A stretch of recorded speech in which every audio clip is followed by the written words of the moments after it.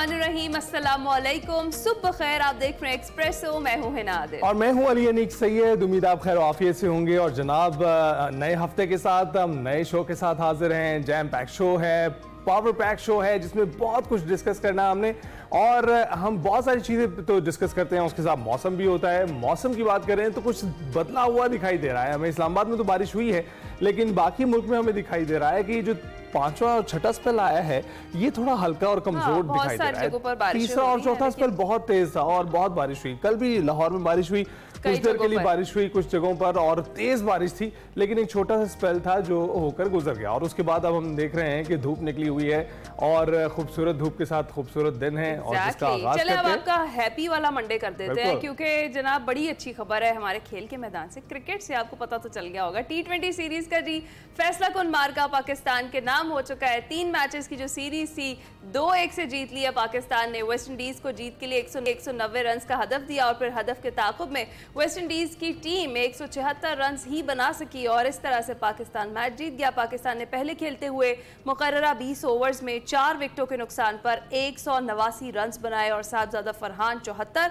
और साइम अयूब 66 रन बनाकर आउट हुए। बिल्कुल। और हसन नवाज 15, मोहम्मद हारिस 2 रन बनाकर चलते बने, जबकि खुशदिल शाह 11 और नसीम अशरफ 10 रन बनाकर नॉट आउट रहे हैं। और सीरीज का पहला मैच पाकिस्तान के नाम रहा, फ़हीम अशरफ की बात कर रहे थे। दूसरा मैच वेस्ट इंडीज़ और अब तीसरा मैच पाकिस्तानी टीम अपने नाम करने में कामयाब रही। और यही मैच है जिसको आज सारे डिस्कस कर रहे हैं। अभी थोड़ी देर पहले ही खत्म हुआ है, तो हमें डिस्कस करने के लिए स्पोर्ट्स तजज़ियाकार सलीम खालिक साहब और अहमद नजीब सत्ती ने ज्वाइन किया है। दोनों साहिबान का बहुत बहुत शुक्रिया। सबसे पहले सलीम साहब आपकी जानिब बढ़ते हैं, बताइएगा, बहुत ही अच्छा आगाज हुआ पाकिस्तान में, वहां हम मैच जीते हैं और खुशियां यहाँ पे मनाई जा रही हैं।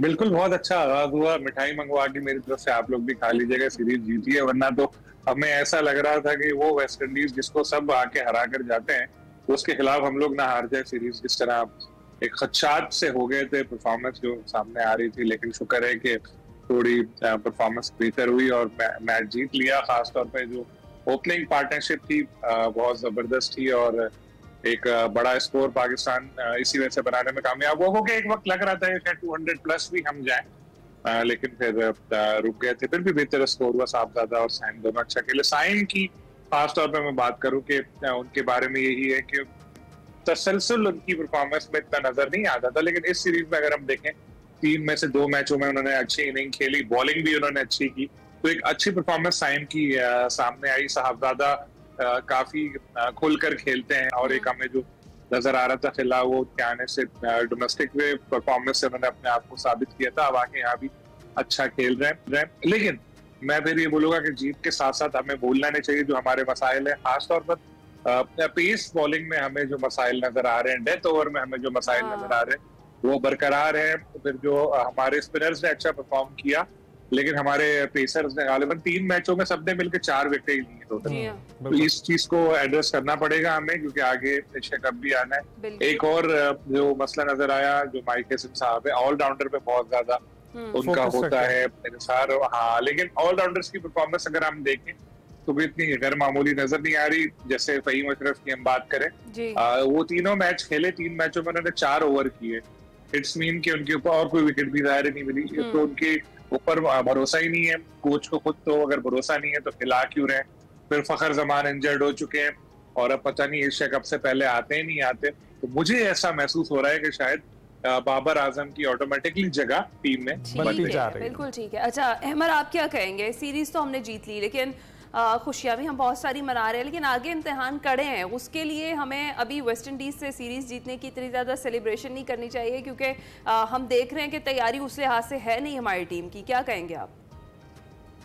जी बिल्कुल, जो शिकस्त का हफ्स था वो टूटा है और अच्छी बात है कि पाकिस्तान ने जो जीत के साथ से सीरीज जीती है।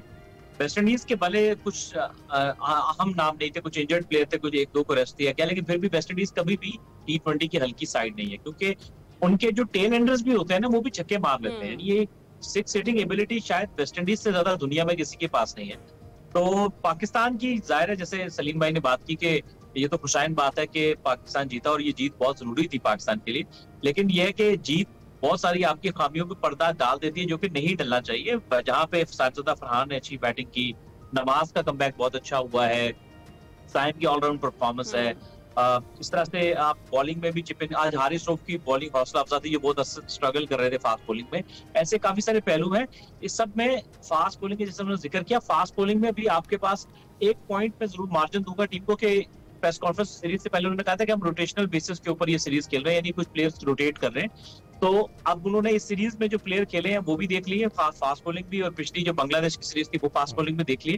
तब जो अगली सीरीज पाकिस्तान को खेलना है, मेरा ख्याल है कि उसमें सलमान मिर्जा, अहमद दानियाल को भी जरूर नजरों में रखना चाहिए, और आप उनके पास मेरा ख्याल है कि पॉजिटिव एक हेडिक होगी कि ये कौन से वो बेहतरीन 15 होंगे जो कि इससे अगली सीरीज में पाकिस्तान को मुंतखब करना चाहिए। राइट। तो सलीम साहब आप बताइएगा कि साइम ने 66 बनाए हैं, साहबजादा ने 74 रन बनाए, बड़ी जबरदस्त इनिंग्स खेली है, उन्होंने मैच सारा लेकर चले हैं। तो अब आपको अगली सीरीज में खेलते हुए ये दिखाई दे रहे हैं, क्योंकि स्क्वाड की जो तब्दीली है वो बहुत तेजी से होती है, और अभी आपने कहा कि अगर बाबर की जगह बन गई, रिजवान की जगह बन गई, तो इनकी जगह बनती हुई दिखाई दे रही। देखिए ये तो खेलेंगे, मेरे ख्याल है ओपनिंग पेयर जब अच्छा सेट हो गया उसको चेंज करने की जरूरत ही नहीं है। और फिर अगली जो हमारी सीरीज है एशिया कप से पहले वो यूएई में होनी है, जिसमें अफगानिस्तान और यूएई की टीमें हैं। ट्राइनेशन सीरीज हो रही है एशिया कप की तैयारियों के लिए। तो हमें जाहिर है कि 15 तो 16 तो लेकर जाने हैं, जो लड़के लेके जाने हैं तो रखना चाहिए। और फिर जैसे एशिया कप में भी शुरू में हमारा एक इंडिया के खिलाफ मैच तगड़ा है, 2 मैचेस तो हमारे छोटी टीमों के साथ ही हैं। तो बिल्कुल हमें ऐसा, जैसे अगर इस तरह की रोटेशन पॉलिसी वाली बात हो रही है, जो हो रही है, आजमाएं बिल्कुल। ये नए लड़के हैं, इनको काफी मौके मिल गए। अब ऐसा भी नहीं है कि ये 1-2 मैच ही खेले हैं, क्योंकि पीसीबी ने जब से पॉलिसी चेंज की थी यंगस्टर्स को लाने की, उसके बाद से इनको मौके तो काफी मिले। और मगर थोड़ा सा ये है कि हमें ऐसा नजर नहीं आया कोई तसलसल परफॉर्मेंस में कि यार हाँ ये जो है, तभी इसीलिए अगर अल्लाह ना करे ये सीरीज पाकिस्तान हार जाता तो अभी आप देख रहे होते सोशल मीडिया सारा भरा पड़ा होता है कि बाबर को लाओ, रिजवान को लाओ, इसको लाओ, उसको लाओ। अब भी कई जगह से आवाजें तो उठ रही हैं, लेकिन एक आध की देखें, बाबर की जगह मैं खुद कह रहा था कि बाबर को टीम में उस वक्त जब बाहर किया था हमने हिमायत की थी, लेकिन अब हम देख रहे हैं कि कभी कभी हमारे लिए 20 ओवर्स खेलना ही मुश्किल हो जाते हैं। तो ठीक है, जदीद मॉडर्न डे क्रिकेट की जो ये लोग बात कर रहे होते हैं बिल्कुल सही है, खेलें, लेकिन उसके बाद ऐसा तो ना हो ना जैसे बांग्लादेश के खिलाफ 15 रन पे 5 आउट हो गए थे। तो अब आपको लगता है सलीम साहब, आपको लगता है बाबर जब वापस आएगा तो अपनी उसी हालत में वापस आएगा, वो फिर टीम को सहारा दे पाएगा या उसको खुद सहारे की जरूरत होगी? नहीं, बाबर जब आएंगे तो डेफिनेटली उनके ऊपर एक जिम्मेदारी होगी बहुत ज्यादा, और बहुत बड़े प्लेयर है। पाकिस्तान को काफी अरसे बाद इतना कोई जबरदस्त कोई बैटिंग में कोई खिलाड़ी मिला था, बदकिस्मती से वो कैप्टनसी और दूसरे चक्करों में पड़ गए, जो पॉलिटिक्स होती है उसमें पड़ के परफॉर्मेंस में फोकस अपना नहीं कर सके वो। आई होप अब जब आएंगे बाबर का एक सॉफ्टवेयर अपडेट जिस तरह ओके 2.0 वर्जन बाबर का आएगा कि यार अब मुझे क्रिकेट पे अपनी फोकस करना है, कैप्टनसी को भूल जाना है, मुझे पॉलिटिक्स को भूल जाना है, ग्रुप नहीं बनाने, मुझे सिर्फ अपनी बैटिंग पे फोकस करना है। अगर बाबर ने यही किया तो आप देखिएगा एक नया बाबर हमें नजर आएगा। क्योंकि देखें, जितने एक जमाने में बाबर का फैब 5 में भी नाम आ रहा था, अब तो बेचारे कितने 20s में 30s में आ चुके, रैंकिंग में टेस्ट में अगर हम देखें तो बहुत पीछे चले गए वो।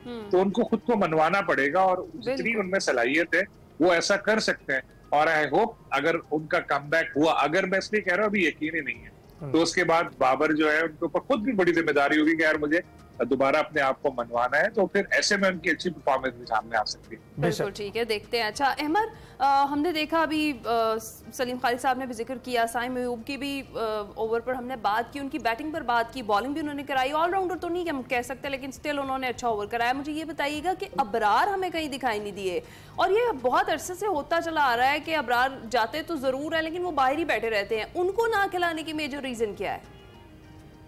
ये सारी तकरार ही अबरार पे है। अच्छा, असल में ये आप सीरीज के स्टार्ट से ना अब ये सभी ये बात कर रहे थे कि आप बहुत ज्यादा ऑलराउंडर्स खिला रहे हैं। जैसे मिसाल लीजिए कि आज की 11 में भी अगर आप देखिए तो नवाज भी खेल रहे हैं और खुशदिल शाह भी खेल रहे हैं, एक ही तरह के 2 ऑलराउंडर्स।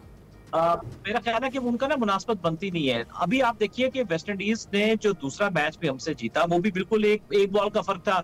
शाहीन अगर वो बीट करवा देते तो हम जीत जाते, उन्होंने चौका मार दिया तो वो जीत गए।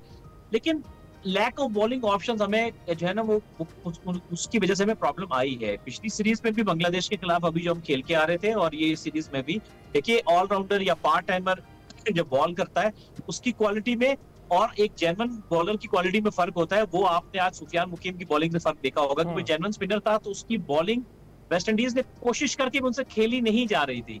तो अबरार अहमद जेन्युइन स्पिनर है। यहाँ पे पिच में जब सेकंड इनिंग्स आ रही है ना, जिसमें बहुत ज्यादा बेहतर ग्रिप हुआ है, हमने तीनों मैचेस में देखा है कंपेयर टू पहली इनिंग्स में। तो मेरा ख्याल है अबरार को उनको कम से कम, चलो ज्यादा नहीं तो इनको एक मैच में जरूर चांस देना चाहिए था। तो ऐसा मुझे महसूस हुआ है कि थोड़ी अबरार को अंडररेट कर रहे हैं, जो कि मुनासिब नहीं है। बहुत ज्यादा ऑलराउंडर्स पर रिलाई जो है वो हमें शायद आगे जाके बड़े मैचेस में जो है ना मुश्किल में डाल सकते हैं। राइट। तो सलीम साहब, हमने देखा इस मैच में एक मोमेंट ऐसा भी दिखाई दे रहा था जिसमें बहुत तेजी से वेस्ट इंडीज की जो टीम थी वो स्कोर कर रही थी। रदरफोर्ड ने भी 51 स्कोर जड़े हैं और उसके बाद जो एथेंसे हैं उन्होंने भी तकरीबन 60 रन के करीब रन बनाए। तो अभी आपको लगता था कि किसी मोमेंट पे हम ये मैच हारने की तरफ भी चल पड़े थे, जिसपे कमबैक किया पाकिस्तानी टीम ने? नहीं, पाकिस्तान का स्कोर बेहतर था तो मुझे खतरा ऐसा तो नहीं लग रहा था। फिर हमारे स्पिनर्स अच्छी बॉलिंग कर रहे हैं। आपने देखा होगा जो एक और मैच पाकिस्तान जो जीता था उसमें नवाज ने 1 ओवर में 3 विकेटें ली थी। तो आपने देखा होगा वेस्ट इंडीज का कितना स्कोर बन चुका था और 11वां ओवर था गालिबन, और हमें यही लग रहा था कि मैच हाथ से निकल जाएगा, लेकिन फिर एकदम चेंज हुआ क्योंकि स्पिनर्स आते हैं, वो प्रेशर डालते हैं। सुफियान ने बहुत जबरदस्त बॉलिंग की, उनको बेचारों को मौका ही नहीं मिलता था। जिस तरह आप अबरार का जिक्र कर रहे हैं, सुफियान के साथ भी यही होता था, या तो उनको बिठा देते थे या अगर लेकर जा भी रहे तो खिलाते नहीं थे। अब उनको खिलाया है तो उनकी परफॉर्मेंस सामने आई। देखें अबरार की, बिल्कुल अहमद भी सही कह रहे थे कि जगह बन रही थी यहाँ पर, उनको मौका देना चाहिए था। लेकिन मुझे लगता है कि हेसन थोड़ा वो इस्लामाबाद यूनाइटेड वाला इनका माइंड सेट है कि जी ये ऑलराउंडर ज्यादा रखें, क्योंकि हमारी बैटिंग का रिलायबल नहीं है, पता नहीं है टॉप ऑर्डर कब कोलैप्स हो। और आजकल की क्रिकेट में ऐसा ही है कि नंबर 10-11 तक ऐसे बैट्समैन थोड़ा बहुत खेल सके तो वो करे। लेकिन ऑलराउंडर फिर जेन्युइन ऑलराउंडर होना चाहिए, जिसको हम कह सकें कि वो ऑलराउंडर है। क्या आप मुझे बता दें, आपको कुछ दिल शाह को ऑलराउंडर कहते हुए अच्छा लगता है? क्या फहीम अशरफ को ऑलराउंडर कहते हुए अच्छा लगता है? मैं फिर आप बोलेंगे फहीम की बात कर रहे हैं, ये तो एक ऑलराउंडर है 3 मैचों में जिससे आपने 4 ओवर कराए, तो वो किस किस्म का ऑलराउंडर होगा आप मुझे बताएं। तो इससे अच्छा ये नहीं है कि जहां आप देख रहे थे कंडीशंस स्पिन बॉलिंग के लिए अच्छी जा रही हैं, तो वहां पर आप अबरार को भी खिला देते, उसकी भी परफॉर्मेंस सामने आ जाती। लेकिन बात वही है कि थोड़ा शायद खौफ था कि यार ये बैटिंग कहीं कोलैप्स ना हो जाए, इसलिए सो कॉल्ड ऑलराउंडर्स ज्यादा रखे। ठीक है। अच्छा अहमद, आप बताइएगा, एक तो ये भी सुनने को मिल रहा है कि कुछ प्लेयर्स को तो इसलिए भी नहीं खिलाया जाता कि कहीं वो परफॉर्म ना कर दें और फिर उनकी टीम में जो है ना वो जगह प्रॉपर बनना जाए। एक तो इस पर बताइएगा, और दूसरा ये कि वनडे में अब क्या देख रहे हैं, वनडे में फ़खर की जगह किसको देख रहे हैं, और क्या देख रहे हैं कि अबरार को खिलाया जाएगा वनडे सीरीज़ के लिए, क्योंकि सीरीज़ शुरू हो रही है जुम्मे से। तो ये जो तब्दीलियाँ हैं कुछ 1-2 जो होनी है, आपको लगता है कि कर ली जाएंगी और मैनेजमेंट को समझ आ जाएगी कि वाकई ये नीड ऑफ द आवर है और इन प्लेयर्स की रिप्लेसमेंट जरूरी है? देखिए हमारी क्रिकेट का कल्चर अनफॉर्चुनेटली बहुत बुरा है। आप ये क्लब क्रिकेट से लेके आपके टॉप लेवल की क्रिकेट तक ये चीज बड़ी कॉमन है, बहुत शुरू से कॉमन है कि अक्सर प्लेयरों को इसलिए मौका नहीं देने दिया जाता, रोका जाता है कि यार ये अगर मतलब सेम टाइप के प्लेयर होते हैं ना, तो ये अगर आ गया तो ये मेरी जगह ले लेगा। ये बड़ी कॉमन चीज है। मैं अभी एग्जैक्टली तो नहीं कहता कि कोई प्लेयर ऐसे कर रहा है, लेकिन ये हमारी क्रिकेट में बहुत कॉमन रहा है स्टार्ट से ही। और दूसरी बात ये कि मैं समझता हूँ कि साहिबजादा फरहान जो है वो इतनी फॉर्म में है और डोमेस्टिक क्रिकेट में उसने तीनों फॉर्मेट में परफॉर्म किया हुआ है पिछले 3-4 सीजन में, चाहे वो आप लिस्ट ए क्रिकेट यानी 50 ओवर की बात करें, T20 की या फर्स्ट क्लास की बात करें, तो वो मेरा ख्याल है सबसे आइडियल चॉइस होगी। मैच्योर प्लेयर है, इस वक्त फखर जमान की रिप्लेसमेंट भी मौजूद भी वहीं पर ही है आपको। और मुझे ऐसा महसूस होता है कि जैसे रोटेशन का जो माइंडसेट दिखा है मुझे माइक हेसन की जिस तरह हेड कोच है, तो मुझे महसूस होता है कि शायद ये अबरार को वनडे में चांस देंगे। मुझे वहां उनको चांस मुझे खेलते हुए दिखाई दे रहे हैं अबरार वनडे क्रिकेट में। लेकिन ये है कि जैसी पिचेस हैं, मेरा ख्याल है कि अबरार और सुफियान दोनों को खिलाना चाहिए। अगर वनडे क्रिकेट लंबा फॉर्मेट है, वहां बैट्समैन जल्दी शॉट मार के आउट नहीं होता, वहां बैट्समैन अपना टाइम लेके खेलता है, तो वहां पे टॉप क्वालिटी का स्पिनर ही आउट करेगा। वहां T20 में आपको वो जो पंजाबी में कहते हैं ना चुंगा चुंगे में विकेट नहीं मिलेगी। बिल्कुल बिल्कुल। तो सलीम साहब, चुंगे में विकेट नहीं मिलेगी तो फिर हमारे बॉलिंग जो स्क्वाड है उसको किस तरह से तैयार करना चाहिए? कौन से हमारे फास्ट पेसर और कौन से स्पिनर्स जो हैं वो एक अच्छा कॉम्बिनेशन होगा, और अगली जो सीरीज है उसके लिए कैसे तैयारी करनी चाहिए? देखिए जो अभी हमारा स्क्वाड सेलेक्ट हुआ है उसमें अच्छे फास्ट बॉलर्स हैं। पर शाहीन की मैं बात करूंगा कि शाहीन को ये मैच खिलाना चाहिए था, क्योंकि वो अब कमबैक हुआ, उनको वैसे ही ड्रॉप किया हुआ था। जब कमबैक हुआ था तो पूरी सीरीज में उनको मौका देते। अगर सिर्फ सेकंड मैच की परफॉर्मेंस की बात की फिर तो एक दो और भी प्लेयर्स थे जिनको बाहर कर देना चाहिए था। पिटाई तो सारे पेसर्स की हुई है, हारिस भी पिटे हैं, हसन अली का आप देख लें आखिरी 2 मैचों में। हालांकि मुझे ट्विटर पे लोगों ने बातें सुनाई क्योंकि पहले मैच के बाद मैंने कहा था हसन को टीम में लेकर आए, अब लोग इस तरह मुझे सुना रहे थे जैसे मैंने उनको सेलेक्ट किया था। तो मैं ये बोल रहा था कि पेसर्स की परफॉर्मेंस तो रही खराब ना, लेकिन वो मैच अगर हम देखें तो वो मैच बनाया भी शाहीन ही ने था क्योंकि गालिबन 7 रन रह गए थे, तो वो आखिरी बॉल तक वो लेकर गए। वो वाइड से शायद वो प्रेशर में आए जिसके बाद फिर आखिरी बॉल वो अच्छी कर नहीं सके। लेकिन अगर वो पूरी सीरीज खेलते तो हो सकता है आज बेहतर परफॉर्मेंस और उनकी होती, थोड़ा कॉन्फिडेंस बढ़ता, क्योंकि जैसे बात अभी अमर भी कह रहे थे कि वनडे है, लंबा मैच है, 50 ओवर आपको करना है। यहाँ पर बॉलिंग भी पूरी एक ऐसी होनी चाहिए कि तसलसल से अच्छी हो, आपको पूरे स्पेल्स करने हैं, ये नहीं कि 4 ओवर करने या 10 ओवर करने होंगे ज़ाहिर बॉलर को, फिर बैटिंग में भी इसी तरह करना है। कॉम्बिनेशन आपको अपना एक अच्छा बना के लेकर चलना है ताकि वेस्ट इंडीज की देखेंगे टीम जो है ना ये इस वक्त ऐसी है कि यूएई भी जाए ना उसको टफ टाइम दे। कि बेचारे अभी पहले कोई उन्होंने रिकॉर्ड बनाया हुआ था कि 19-20 मैचों में से 17 हारे हैं, कितने हारे, तो इनको तो 3-0 से बड़े आराम से हमको हराना चाहिए था। इनकी तो क्रिकेट बहुत ही नीचे चली गई, लेकिन अनफॉर्चुनेटली हमारी क्रिकेट भी बहुत नीचे चली गई है। इस वक्त हम लोग भी लोअर लेवल की टीमों के साथ खड़े, तो ऐसे में ये एक फतह सामने आई तो अच्छी बात है। अभी वनडे में भी इसी तरह जीतना चाहिए। रिजवान की कैप्टनसी में अब उनको भी मौका मिला है, काफी अरसे बाद फील्ड में उतरने का मौका मिलेगा, बाबर को भी मौका मिलेगा, तो इन लोगों को इस तरह से परफॉर्म करना चाहिए कि तो आपने कैप्टनसी की बात की, कैप्टन हमारे कैसा परफॉर्म कर रहे हैं? कैप्टन कर रहे हैं, करेंगे। वही अच्छा, आप सलमान की बात कर रहे हैं, T20 वाले। देखें अनफॉर्चुनेटली उनकी परफॉर्मेंस इतनी अच्छी नहीं, इतनी क्या बहुत ही ज्यादा गैर मयारी है, और मुझे डर है कहीं वो दूसरे सरफराज अहमद ना बन जाए, क्योंकि सरफराज का भी ऐसी था कि वो अपनी परफॉर्मेंस पे फोकस नहीं करते थे और वो टीम के लिए ज्यादा सोचते थे। जब तक टीम जीत रही थी तो बल्ले बल्ले थी उनकी, जहां टीम हारने लगी तो एक क्लास सीरीज के बाद ही उनको बाहर कर दिया गया था।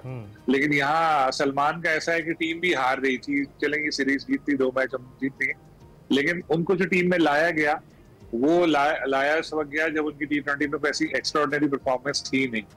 अब भी जब से वो खेल रहे हैं, अगर हम देखें उनका स्ट्राइक रेट भी कम है, परफॉर्मेंस में उनके तसलसल नजर नहीं आ रहा। लेकिन उनको एक कैप्टनसी मटेरियल नजर आते हैं कि एक पीसीबी को भी लगता है कि यार ये एक अच्छी जो सलमान की चीज है वो अपने खेल पे फोकस रखते हैं, पॉलिटिक्स नहीं करते और सीधे इंसान है, इधर की उधर नहीं लगे रहते वो, और अपना बहुत ज्यादा कोई ऐसा नहीं लगता कि यार ये बंदा परेशान करेगा। ऐसे जो लोग हैं वो फिर टीम मैनेजमेंट को, पीसीबी को पसंद होते हैं, लेकिन कब तक? अगर परफॉर्मेंस इसी तरह रही तो एक दिन फिर वही सवाल उठने लगेंगे कि यार कैप्टन बदलो, दूसरा लेकर आओ। तो सलमान को चाहिए कि कैप्टनसी के साथ अपने खेल पर भी फोकस करें और ऐसा परफॉर्म करें कि फिर जो लोग अभी उंगलियां उठा रहे हैं वो चीज खत्म हो जाए और फिर आगे वो मुस्तकिल कैप्टन बन जाए। राइट, बिल्कुल बिल्कुल ठीक है। अच्छा अहमद, एक और चीज़ इससे हटकर जो ये चैंपियनशिप ऑफ लेजेंड्स जो है, इससे अब एक इजलास हुआ है जो मोहसिन नकवी साहब की सरबराही में, और ये कहा गया है कि अब वहाँ नहीं खेल, पाकिस्तान उसमें पार्टिसिपेट नहीं करेगा क्योंकि बड़ी मुतासिब और सियासत ज़्यादा इसको करार दी है। तो भारत का हमेशा से ये शेवा रहा है कि उन्होंने खेल में सियासत को डाला ही और अब इस तरह के बड़े इवेंट्स को भी ख़राब करना शुरू कर दिया है। दुरुस्त फैसला किया गया पाकिस्तान की जानिब से, क्या कहेंगे? जी बिल्कुल दुरुस्त फैसला किया गया है। जो इनके जो लीग के ऑनर है वो भी इंडियन है और उन्होंने माशाल्लाह से जिस उनका एक क्लिप भी वायरल है जो उन्होंने एक फीमेल एंकर को ऑनरी प्रपोज कर दिया था। यानी आप यहाँ से अंदाजा लगे किस हद तक मजाका खेज लीग होगी कि जिसका ऑनर यानी लीग का जो करता धरता है वो इतना गैर संजीदा आदमी है कि जो मतलब इस तरह ऑनर लाइव मैच जा रहा है इस तरह की बात कर देगा। तो मेरा ख्याल है कि मोहसिन नकवी साहब का बिल्कुल दुरुस्त इक़दाम है। एक तो उन्होंने सही कहा कि देखिए ना, आप जहाँ भी प्राइवेट टूर्नामेंट में जाएंगे पाकिस्तान का नाम यूज कर लेंगे और इस तरह के टूर्नामेंट ऑर्गेनाइजर्स के टूर्नामेंट में शिरकत करेंगे जो इतने बाइस्ड हैं कि इंडिया वॉकआउट कर रहा है। और उनको भी एक पॉइंट दे दिया, भाई पूरी दुनिया में कहाँ होता है ऐसे, वॉकआउट होता है तो जो टीम वॉकआउट करती है उसको पॉइंट उसके नहीं मिलते, दूसरी टीम को पॉइंट मिलते हैं। तो मेरा कहना है कि ऐसे टूर्नामेंट में ना शिरकत करनी चाहिए, बल्कि इसमें मुल्क की बदनामी और ऐसा पॉलिटिक्स और एक तमाशा लगाने वाली बात है। तो बिल्कुल सही इकदाम, और ऐसे टूर्नामेंट्स को मैं समझता हूँ कि पाकिस्तान क्रिकेट बोर्ड को एनओपी नहीं देनी चाहिए प्लेयर्स को, और पहले जांच पड़ताल करनी चाहिए कि कौन सा टूर्नामेंट है और कौन उसके ऑर्गेनाइज। राइट, तो सलीम साहब आप भी बताइएगा कि आपको लगता है कि ये सही फैसला है और इसके साथ साथ इसका कोई असर एशिया कप पे पड़ सकता है? देखिए, ये फैसला तो पहले ही हो जाना चाहिए था। मैंने तो इवेंट से पहले ही पीसीबी के कुछ लोगों से बात की थी। मैंने कहा था कि ये कैसे पाकिस्तान का नाम यूज हो रहा है, तो उसमें पीसीबी ने जाहिर तवज्जो नहीं दी। लेकिन बाद में जब ये हुआ सारा मसला, बीओजी मीटिंग में काफी शोर मचा था कि यार ये हो क्या रहा है, किस तरह खेल रहे हैं। एक मौके पे ये भी था कि इनको फाइनल खेलने से रोक दिया जाए, लेकिन फिर इजाजत दे दी गई थी। और क्योंकि आपकी बात सही है कि अननेसेसरी की वजह से एशिया कप पे एक प्रेशर आया और एक मामला होने लगा कि यार इंडिया की पाकिस्तानी क्रिकेट नहीं होने चाहिए। और अभी खामोशी रहती है अगर ये नहीं होता तो। क्योंकि देखिए, इसके जो ओनर है वो एक ऑस्ट्रेलियन है, पाकिस्तानी नजाद ऑस्ट्रेलियन, वकार यूनुस के ब्रदर इन लॉ कामिल, बड़े अच्छे इंसान है, वो इसके ओनर है। लेकिन उन्होंने ऑस्ट्रेलिया लेजेंड्स के नाम से टीम नहीं बनाई, उन्होंने पाकिस्तान चैंपियंस की टीम बनाई। तो भाई पाकिस्तान चैंपियंस की जब टीम बनाई थी, तो जब आपने देखा कि 1 पॉइंट इंडिया को दे दिया वॉकआउट करने पे भी, तो फिर क्यों आप खेल रहे हैं? आप उसी वक्त कहते हैं कि भाई हम भी नहीं खेल रहे, हमारे साथ अच्छा नहीं हुआ। साफ नजर आ रहा था जिस तरह का मैच हुआ था एक वेस्ट इंडीज का, कि इंडिया को बस जबरदस्ती किसी तरह पहुंचा देना है, सेमीफाइनल में पहुंचा दिया और उसके बाद इंडिया ने फिर मना कर दिया। भाई अगर आपको आना नहीं था, खेलना नहीं था, तो आप आए क्यों थे वहां पे? सोशल मीडिया से डर के उन्होंने ऐसा किया और उसके बाद पूरा इवेंट खराब किया। बहुत अच्छा डिसीजन है पीसीबी का कि इन्होंने इस इवेंट में आइंदा भी ऐसी कोई भी लीग्स हो उसमें बगैर इजाजत किसी को पाकिस्तान का नाम इस्तेमाल नहीं करते। बिल्कुल जी, बहुत शुक्रिया। सलीम खालिक साहब हमारे साथ मौजूद थे और अहमद नजीब सती हमारे साथ मौजूद। क्रिकेट पर हम डिस्कशन कर रहे थे। अच्छा, इस लेजेंड्स लीग जो थी, इसकी जो सेलिब्रेशन थी, उस पर वैसे उसमें सिर्फ अच्छी चीज़ एक ये थी कि जो वो सेलिब्रेशन थी जो ऑरा किड से शुरू हुई थी, फिर दुनिया भर के खेल के मैदानों में वे लेजेंड्स उसको उस तरीके से सेलिब्रेट करते हुए दिखाई दिए। बड़े मजेदार किस्म के और इस मैच में भी जो है सेलिब्रेट किया गया है इसी तरह से। तो ये बहुत ही वायरल चीज़ है, जो कि अच्छी चीज़ है कि अच्छी चीज़ अपनाने में कोई बुराई नहीं है। सेलिब्रेशंस जो है वो ऑरा किड के स्टाइल में थी, तो हमने कहा ये भी आपके साथ शेयर करें। अभी हम जाएंगे ब्रेक पर, आप कहीं मत जाइएगा।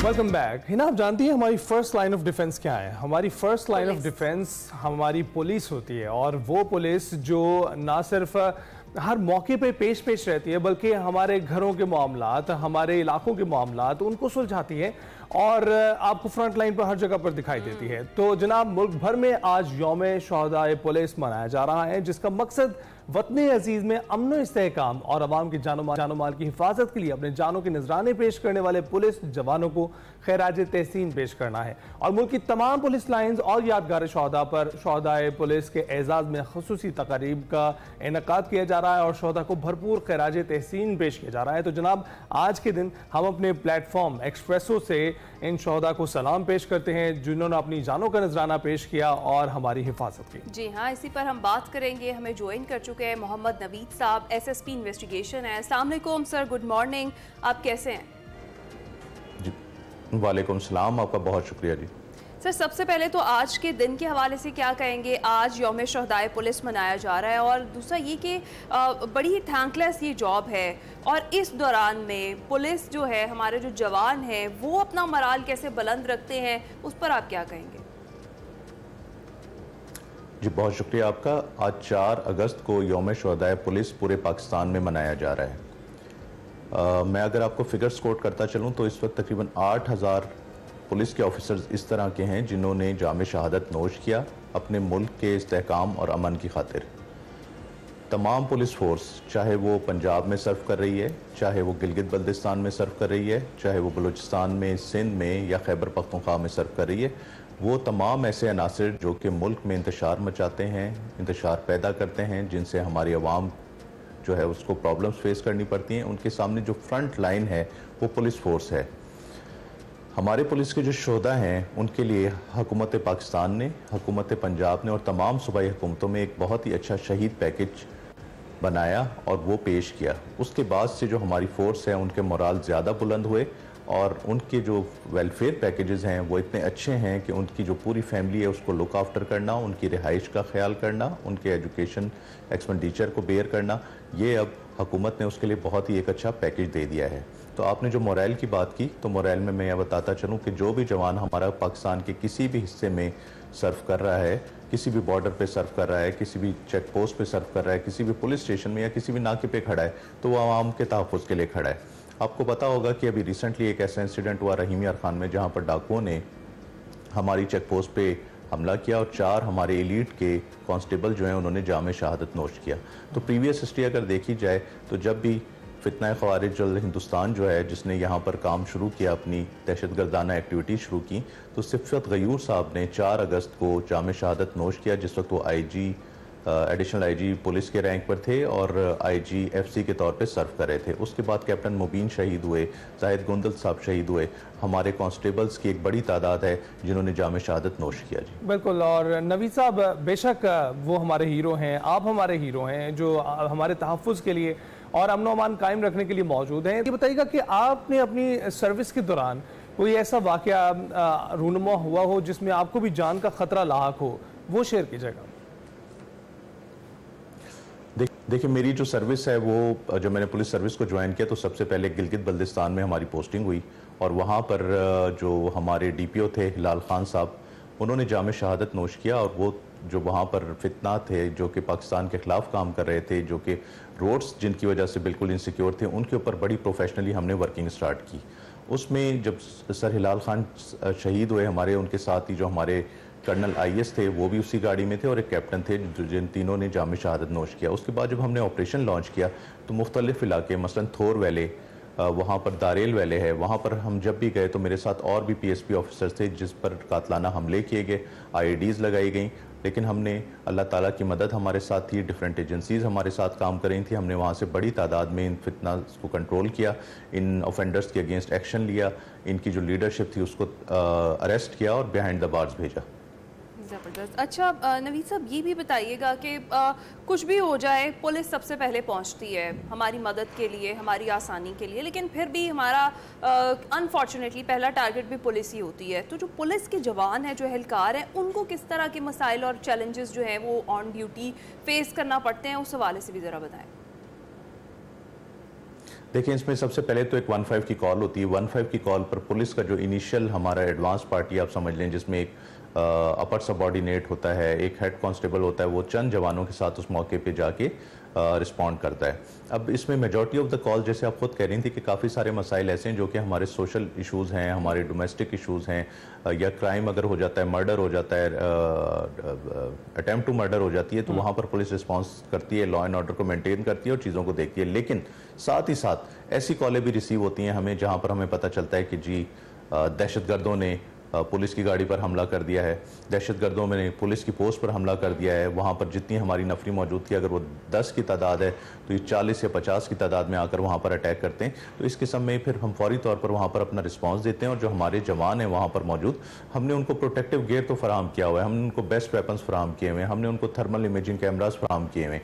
वो वहाँ पर रिस्पॉन्स देते हैं और विद इन 30 to 40 मिनट जो हमारी एक्स्ट्रा स्ट्रेंथ है वो भी वहाँ पर पहुँचकर उस इलाके को सिक्योर करती है। इस सारी एक्सरसाइज का मकसद क्या है? इस सारी एक्सरसाइज का मकसद सिर्फ ये नहीं कि पुलिस पोस्ट को सिक्योर करना, पुलिस के जवानों को सिक्योर करना, बस उस पूरे इलाके में जितने हमारे शहरी आबाद हैं उन सबको सिक्योर करना इसका मकसद होता है। पिछली प्रैक्टिस आपने देखी होगी खैबर पख्तूनख्वा में, गिलगित बल्दिस्तान में, इवन बलूचिस्तान में, इन इलाकों में जाकर जब ये पुलिस की चौकियां जलाते हैं, ये जब पुलिस के थानों पे अटैक करते हैं, जब पुलिस के कांस्टेबल्स पे अटैक करते हैं, पुलिस के ऑफिसर्स पर अटैक करते हैं, तो इनका मकसद ये होता है कि गवर्नमेंट की रिट को चैलेंज करें और वहाँ पे जाके जितने शहरी हैं वो अमन अमान से ना रह सकें और उनको फिर ये उसके बाद उनको थ्रेट करना शुरू करते हैं, उनको एक्सटॉर्ट करना शुरू करते हैं, उनकी किलिंग स्टार्ट करते हैं। ये अपने लोकल जिरगे बिठा देते हैं जो कि इलीगल फैसले लेकर और लोगों को सजाएं सुनाना शुरू कर देते हैं। तो इस चीज़ को हमने अज़म किया हुआ है कि पुलिस बिल्कुल कोई भी ऐसी जो फितना है उसको यहाँ पर अपने पैर जमाने नहीं देगी और उनको अरेस्ट करेगी, उनके खिलाफ इलीगल एक्शन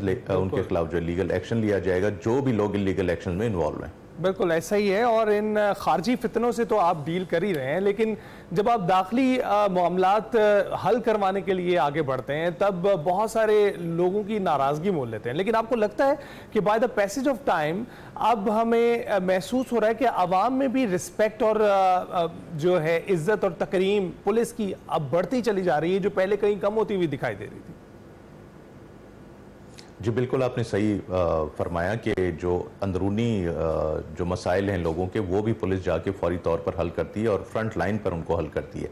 अब जैसे मैंने आपको पहले बताया कि एक पुलिस हमारा कोई भी किसी जगह पर स्नैप चेकिंग हो रही है, वो तब की जाती है वहाँ पर जब हमें पता चलता है कि मल्टीपल ऐसे ऑफेंडर्स यहाँ से गुजरते हैं जो कि डिफरेंट रोड रॉबरीज में इन्वॉल्व हैं, जो कि हाउस डकैतीज़ में इन्वॉल्व हैं, शहर के जो इंटरनल और एक्सटर्नल हमारे स्नैप चेकिंग पॉइंट्स हैं वहाँ पर हमारी फोर्स होती है, उनको चेक करती है। तो अक्सर ऐसा देखने में आया है कि फौरी तौर पर उनके ऊपर फायरिंग हो जाती है। वो जो फायरिंग होती है तो पुलिस अपने सेल्फ डिफेंस में फायर कर उनको अरेस्ट भी करती है और उनको फिर मंतकी अंजाम तक भी पहुंचाती है। अब ये जो आपने नाराजगियां मोल लेने वाली बात की, देखें पुलिस के पास हमेशा दो पार्टीज ने आना है एक केस में, एक पार्टी ने राइट पर होना है और एक ने रॉन्ग पर होना है। जो पुलिस ये डिसाइड करती है कि कौन सी पार्टी राइट पर है और कौन सी रॉन्ग साइड पर है, तो उससे स्टार्ट हो जाती हैं लोगों के दिलों में ये चीज़ें कि जी पुलिस का फैसला दुरुस्त नहीं है। तो हमने पंजाब में तो एक बहुत ही हमारा क्लियर मैकेनिज्म है, अगर किसी को अपनी तफ्तीश पे एतराज़ है तो उसके ऊपर मल्टीपल 3 फोरम बने हुए हैं जहां पर वो जाके अपनी तफ्तीश को री एड्रेस करवा सकते हैं, री इन्वेस्टिगेट करवा सकते हैं। लाइकवाइज जो हमारी ऑपरेशन पुलिस है, जब वो FIR रजिस्टर करती है तो उसके पहले वो प्रॉपर इंक्वायरी करती है कि क्या ये ऑफेंस अट्रैक्ट होता है या ये नहीं होता। साथ ही साथ काफ़ी सारे ऑफेंडर्स ऐसे हैं जो कि मल्टीपल चीज़ों में इन्वॉल्व हैं, जो कि मंशियात फरोशी में इन्वॉल्व हैं, जो कि मैंने आपको बताया कि क्राइम अगेंस्ट प्रॉपर्टी में इन्वॉल्व हैं, और होते होते वो वहाँ पर जिसको हम कह देते हैं कि बदमाश बन जाते हैं, उनके ऊपर मल्टीपल FIR रजिस्टर होती हैं। तो पुलिस उनके खिलाफ भी बहुत ही क्लियर एक्शन ले रही है ताकि उनको बिहाइंड द बार्स भेजा जा सके और आवाम हमारी अमन सुकून के साथ ज़िंदगी अपनी बसर कर सके। बिल्कुल ठीक। अच्छा मोहम्मद नवीद साहब, जब भी कोई हमारा जवान शहीद होता है या हमारा अफसर शहीद होता है, रैंक चाहे जो भी हो, शहीद तो शहीद होता है, तो उसके बाद जब आप मिलते हैं उनकी फैमिली से, ख़ास तौर पर उनके वालिदैन से, जो उनका पैगाम होता है, ख़ास तौर पर वो माएँ जिन्होंने अपने बेटे इस मुल्क के लिए क़ुरबान कर दिए, वो बड़े जज्बाती पैगामात होते हैं, उससे आप लोगों का कितना जज्बा जो है वो बढ़ता है, कितना मोराल बुलंद होता है? मैं आपको बताता चलूं कि मेरा 16 इयर्स का पुलिस का कैरियर है, और जहां कहीं भी मैंने देखा कि हमारा कोई जवान या पुलिस ऑफिसर शहीद हुआ और हम उसके पेरेंट्स से मिले हों, तो उनके पेरेंट्स जो है उन जवानों से ज़्यादा हौसला रखते थे और उनका पैगाम तमाम कौम के लिए और हमारे लिए ये होता था कि अगर हमारे मज़ीद बेटे भी होते तो हम उनको भी वतन की राह में शहादत देने के लिए पेश कर देते। तो इसमें हम सलाम पेश करते हैं तमाम ऐसे वालिदैन को जिन्होंने इतने बहादुर बच्चे पैदा किए, जिन्होंने अपने मुल्क की जो वतन है उसकी खातिर अपनी जाम शहादत पेश किया, जिसकी वजह से आज हम सुकून से यहाँ पर सांस ले रहे हैं। साथ ही साथ जो इनके बच्चे हैं, इनकी मिसेज़ हैं, उनको जो है मैंने पहले आपको बताया कि उनके साथ हम रेगुलर इन टच रहते हैं। कोई भी इवेंट हो, हमारा ईद का दिन है, हमारा कायदे आज़म डे है, हमारा यौम शोदा है, हमारा कोई और ऐसा दिन है, तो हम वहाँ पर जाकर, रमज़ान है हमारा, तो हम प्रॉपर उनके साथ इन टच रहते हैं और प्रॉपर उनके साथ इवेंट्स कंडक्ट करते हैं। उनके मसाइल के लिए हल करने के लिए हमारी वेलफेयर ब्रांच है, जिसको AIG वेलफेयर जो है वो CPO से देखते हैं, और तमाम ज़िलों में DPOs के साथ वेलफेयर ऑफिसर्स हमारे तैनात हैं जो कि इनके साथ रेगुलर इन टच रहते हैं। राइट। तो नवीद साहब, आप ये बताइएगा कि आप आवाम को क्या पैगाम देना चाहेंगे, क्योंकि आवाम तो कई बार ये समझ लेते हैं कि किसी ने वर्दी पहन ली है तो वो इनविंसिबल हो गए हैं, सुपर हीरोज बन गए हैं और वो तमाम मामलात से डील कर सकते हैं। उसके पीछे छुपे इंसान के बारे में भी बताएं कि उसके लिए कैसे दर्द दिल रखा जाए। मैं आवाम को ये मैसेज देना चाहूँगा कि आपको पता होना चाहिए कि ये जो पुलिस है ये बेसिकली आपकी प्रोटेक्शन के लिए बनाई गई है।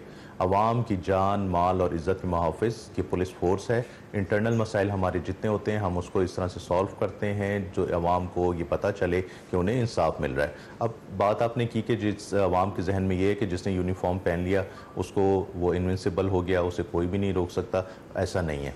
आवाम को ये पता होना चाहिए कि पुलिस आपके अंदर से ही, हमारे ऑफिसर्स, हमारे ऑफिशल्स, हमारे पुलिस कांस्टेबल्स ये सेलेक्ट होते हैं और ये फिर आते हैं और ये मुख्तलिफ जगहों पर इनको पोस्टिंग दी जाती है। उसका मकसद ये होता है, उन्हें पहले लिस्ट बना कर दी जाती है कि फ़लाँ फ़लाँ बदमाश यहाँ पर है, फ़लाँ फ़लाँ यहाँ पर आपको इस किस्म के थ्रेट्स हैं, यहाँ पर आपके ऊपर अटैक हो सकता है, यहाँ पर आपने स्नैप चेकिंग करनी है तो किस तरीके से करनी है।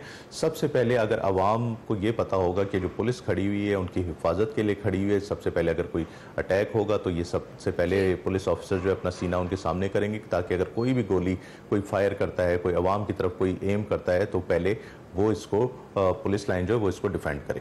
बिल्कुल ठीक, बहुत शुक्रिया। मोहम्मद नवीद, SSP इन्वेस्टिगेशन लाहौर हमारे साथ मौजूद और आज यौम शुहदाए पुलिस के हवाले से हमसे गुफ्तगू कर रहे थे। आपका बहुत शुक्रिया। अभी हम जाएंगे एक ब्रेक पर, आप कहीं मत जाइएगा।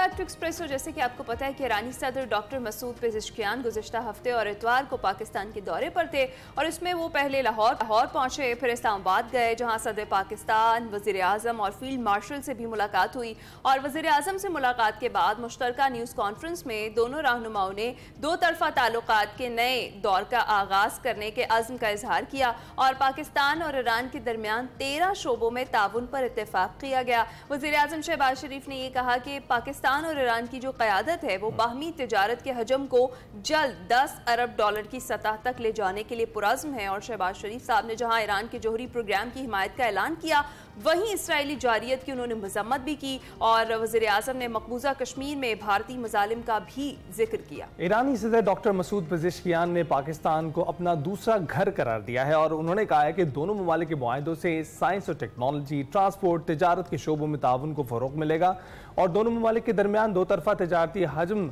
10 अरब डॉलर तक बढ़ाने पर इत्तफाक हुआ है। और ईरानी सदर ने दोनों ममालिक के बाहमी ताल्लुकात को मज़ीद फ़रोग़ के लिए वज़ीर आज़म शहबाज शरीफ को तेहरान के दौरे की दावत भी दी और रात गए ईरानी सदर 2 रोज़ा दौरा मुकम्मल करके वापस भी चले गए और ये एक पेशरफ्त थी जिसके मुतालिक हमने आपको आगाह किया है। अभी आगे बढ़ते हैं। जी हाँ, आगे बढ़ते हैं और आपकी अब मुलाकात करवाते हैं उसामा बट से, जिन्होंने वर्ल्ड मैच रेसलिंग चैंपियनशिप में शानदार कारकर्दगी का मुजाहरा करते हुए सिल्वर मेडल अपने नाम कर लिया है। उसामा बट ने पहले राउंड में मंगोलिया के मकामी खिलाड़ी को शिकस्त दी और फिर दूसरे मुकाबले में काजाकिस्तान के ताकतवर हरीफ को हरा दिया और इन मुसलसल फतुहात के बाद उन्होंने फाइनल तक रसाई हासिल की और फाइनल में मामूली से फर्क से गोल्ड मेडल जीतने से महरूम रहे और सिल्वर मेडल अपने नाम कर लिया। उसामा हमारे जो चैंपियन है हमारे साथ ही मौजूद है, उनसे बात। बिल्कुल Usama, thank you very much हमें ज्वाइन करने के लिए। कैसे आप? अल्हम्दुलिल्लाह सर, मैं ठीक। आपने पहले तो कांग्रेचुलेशन सिल्वर मेडल हासिल करने के लिए। बताइएगा कि कैसा मुकाबला रहा फाइनल में, जरा थोड़ा सा बताइए। कुछ बहुत ही थोड़ा सा फर्क था कि आप गोल्ड मेडल जीतने वाले थे। सर वाकई बहुत थोड़ा सा फर्क था, बस थोड़ा सा इतना फर्क ये था कि मैं 70 kg में तैयारी करके आया था खेलने के लिए और 100 ग्राम मतलब ज्यादा था मेरा वेट, जिसकी वजह से मुझे 75 में खेलना पड़ा। लेकिन अल्लाह का शुक्र है कि मैंने 75 में भी बहुत अच्छा परफॉर्म किया और क्वालिफाई कर लिया था गोल्ड के लिए। लेकिन एंड पे जाकर फिर वो आपको पता ही है, खेलने तो वो भी आया था लेकिन अच्छा हमारे लिए उसामा आपका ये सिल्वर भी गोल्ड ही है। जितने मामूली से जितने मामूली से फर्क से आपने ये सिल्वर मेडल जीता है, हमारे लिए ये भी गोल्ड ही है। अच्छा मुझे बताएं कि ओवरऑल आपका एक्सपीरियंस कैसा रहा इस चैंपियनशिप में जो आपने शिरकत की उसका? इसमें मेरा एक्सपीरियंस बहुत अच्छा रहा है इस दफा, क्योंकि मैंने पहले भी परफॉर्म किया हुआ है इसको वर्ल्ड चैंपियनशिप को किर्गिस्तान में, लेकिन तब मैं नहीं था मेडल ले सका। लेकिन इस दफा मैं फुल अपनी तैयारी के अंदर आया था और मैं तकरीबन साल से ऊपर हो गया मुझे तैयारी करते हुए चैंपियनशिप के लिए। और अल्लाह का शुक्र है जब मैं इधर खेलने के लिए आया और यहाँ पे इन्होंने हमारे साथ बहुत कोऑपरेट किया, हर चीज मतलब रहना का और उसके बाद जितनी भी ट्रांसपोर्ट थी या जो भी था सब कुछ इन्होंने किया हमारा। सिर्फ ये मतलब हमें खेलना पड़ा बस। राइट उसामा, अपनी जर्नी के बारे में थोड़ा सा बताइएगा हमें कि आपने शुरू कहाँ से किया और ये चैंपियनशिप कितनी खास थी आपके पूरे करियर में?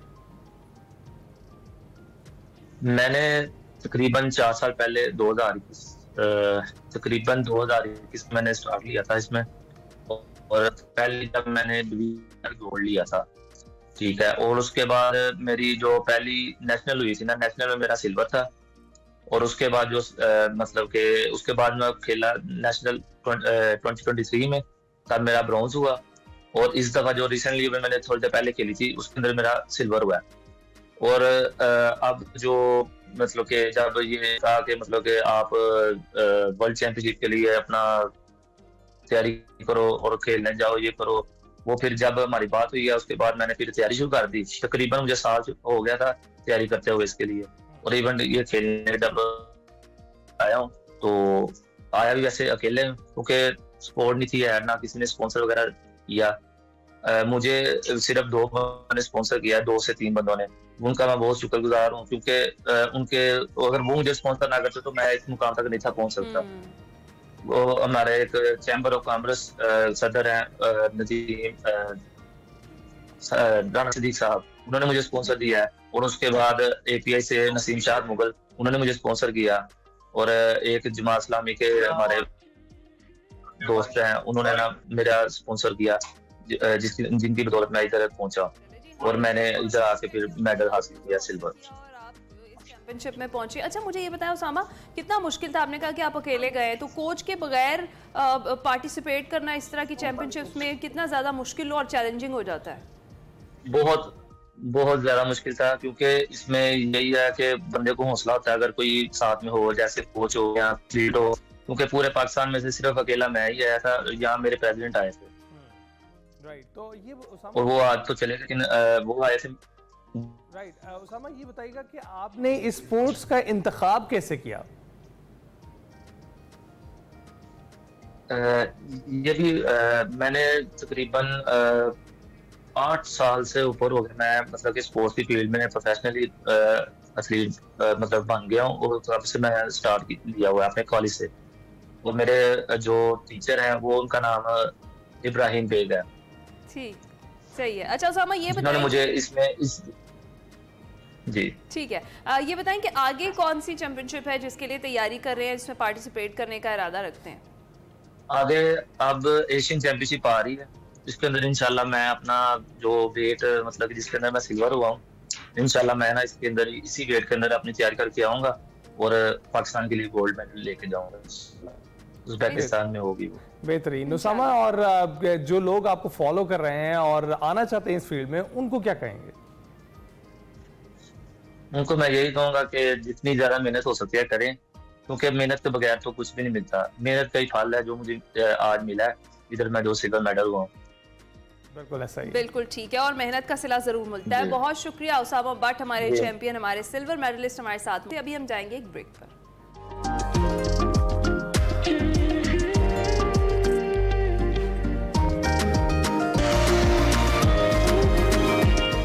Welcome back. प्रोग्राम का दूसरा हिस्सा है, तो जनाब सियासी गुफ्तगू से इसका आगाज करते हैं। तहरीक इंसाफ की एहतजाज की कॉल में एक रोज बाकी है, और इस हवाले से अभी तक एहतजाज को लीड कौन करेगा और शुरू कहां से होगी, कोई लायामल सामने नहीं आ सका है। मगर तहरीक इंसाफ तहरीक तहफ़्फ़ुज़ आईन पाकिस्तान की सरपरस्ती में एहतजाज करने का ऐलान कर चुकी है, और इस हवाले से गुज़िश्ता हफ्ते 2 रोज़ा ऑल पार्टीज कॉन्फ्रेंस हुई, जिसमें अपोजिशन जमातों ने बानी PTI की रिहाई और आज़ाद चीफ इलेक्शन कमिश्नर की तैनाती का मुतालबा किया, मगर एहतजाज तहरीक का कोई लायामल नहीं दिया गया। ये इत्तेहाद और अपोजिशन कॉन्फ्रेंस में जमातें मुल्क में जारी फिस्तायत और सियासी इंतकाम की लहर को खत्म करने का मुतालबा करता है। मजीद ये कि अपोजिशन लीडर कौमी असम्बली और सेनेट और अपोजिशन लीडर पंजाब असम्बली समेत दर्जनों तहरीक इंसाफ के कारकुनान को कोर्ट के जरिए दी गई सजाओं की भरपूर मजम्मत करते हैं। मुल्क में तमाम सियासी कुव्वतों के दरमियान मुकम्मल इत्तफाक राय पैदा होना चाहिए, जिसमें 1973 के आईन और पार्लियामेंट की बालादस्ती शामिल हो, कानून की हुक्मरानी शामिल हो, अदलिया की आज़ादी पर बात हो, आज़ाद और खुद मुख्तार इलेक्शन कमीशन की तकर्री और मुनसिफाना इंतखाबात का तरीक़ेकार वज़े किया जाए। हाँ, एक तरफ ये सूरत हाल है और दूसरी तरफ एक ट्वीट भी सामने आई है, जिसमें सलमान अकरम राजा साहब ये कह रहे हैं कि इमरान खान ने पूरी कौम को पुकारा है और महमूद खान अचकज़ई सरबराह तहरीक तहफ़्फ़ुज़ आईन की क़यादत में ये एहतजाज पुरअमन और मुसलसल है। मुल्कगीर एहतजाज के लिए हर सूबा और इलाका अपने हालात के मुताबिक लाहे अमल अपनाएगा, और आलिया हमजा, जुनेद अकबर, हलीम आदिल, दाऊद शाह अपने दायरा अमल के मजाज और जिम्मेदारान हैं। इस ट्वीट पर भी बहुत सारे सवालात उठ रहे हैं, इस पर भी हम आगे चलकर डिस्कशन करते हैं। दूसरी जानिब बानी PTI की बेटों से फोन पर बात करवा दी गई है, और ज़राए के मुताबिक बानी PTI के बच्चों से 1 घंटे से ज़्यादा तक बात हुई, और अब बानी PTI का कहना है कि अखबारात भी मिले हैं और TV भी ऑन है। उधर बानी PTI से मुलाकात के बाद अलीमा खान ने मीडिया से गुफ्तगू की और कहा कि हुकूमत चाहती है बानी PTI के बच्चे पाकिस्तान ना आए, ना अहल अराकीन की सीटों के इलेक्शन से PTI बायकॉट करेगी। वो लोग इलीगली नाजायज़ तरीके से नाअहल किए गए हैं। इमरान खान ने पैगाम भेजा है कि उनकी जगह पे किसी को नहीं खड़ा किया जाएगा, तो ये वो लोग हैं जिन्होंने PTI पे एतमाद किया था और इन्होंने यहाँ से टिकट ली थी, उनकी जान निकली हुई है सिर्फ बच्चों से कि बच्चे पाकिस्तान ना आ जाए, ये मामला है। और उधर बानी पीटीआई के बेटों को वालिद की रिहाई के लिए अमेरिकी सदर डोनाल्ड ट्रंप से उम्मीद है और इसका इजहार वो एक टीवी इंटरव्यू में भी कर चुके हैं। दूसरी जानिब रहनुमा पीटीआई असद कैसर ने कहा है कि 5 अगस्त के एहतजाज से मुतल्लिक तैयारियां मुकम्मल कर ली गई हैं और तहरीक आईन और कानून के दायरे में रहते हुए पुरअमन होगी। इस पर हमने आज बात करनी है। हमारे साथ सीनियर तजज़ियेकार खालिद कयूम साहब मौजूद हैं। खालिद साहब बहुत बहुत शुक्रिया हमें ज्वाइन करने के लिए। बहुत शुक्रिया, बिल्कुल ठीक। खालिद साहब, ये सबसे पहले तो ये बताइएगा कि तहरीक की तैयारियां मुकम्मल हैं लेकिन सरपरस्ती किसी और को दी गई है। आपके ख्याल से ये लाया अमल ठीक है? जब आप खुद चलाने की अहलियत नहीं रख रहे हैं, उसमें आपको पार्टिसिपेट किसी और के करवा रहे हैं और सरपरस्ती किसी और को दे रहे हैं, तो एहतजाज करना ज़रूरी है उस दौरान? देखिए, पीटीआई का ये जो एहतजाज है, एहतजाज की जो कॉल है, ये कन्फ्यूजन का शिकार है। हाँ। और ये उसी तरह कन्फ्यूजन का शिकार है जिस तरह मज़ाकरात के मामले पर भी कन्फ्यूजन का शिकार है और जिस तरह पार्टी के अंदर एक जो तनाव की सूरत हाल रही है उससे भी जो है पार्टी एक वाज़े जो लाइहा अमल है इस एहतजाज के बारे में उसका ऐलान नहीं कर सकी। और इससे ये भी वाज़े होता है कि पीटीआई की जो जेल से बाहर की आदत है, जो मौजूदा तंजीमी ढांचा है, वो इंतहाई कमज़ोर है। और वो जो तंजीमी ढांचा है और पार्टी लीडरशिप है, वो एहतजाज के मामले में सिर्फ ये पहला एहतजाज नहीं जिसमें नाकामी हुई है, वो तसलसल के साथ जो है कोई भी बड़ा एहतजाज करने में नाकाम रहे हैं। और ख़ास तौर पर पंजाब के अंदर जहाँ से जो है वो तहरीकें जन्म लेती हैं, जहाँ से शुरू होने वाली तहरीकें नताइज देती हैं। जैसे आपने देखा कि यहाँ से अदलिया बहाली तहरीक शुरू हुई तो उस तहरीक ने कामयाबी हासिल की, अदलिया बहाल हुई। इसी शहर से और पंजाब से जो है वो एमआरडी की मूवमेंट शुरू हुई और एमआरडी की मूवमेंट के नतीजे में फिर जो गैर जमाती इंतखाबात हुए थे 1985 में, वो उसी दबाव के नतीजे में हुए थे।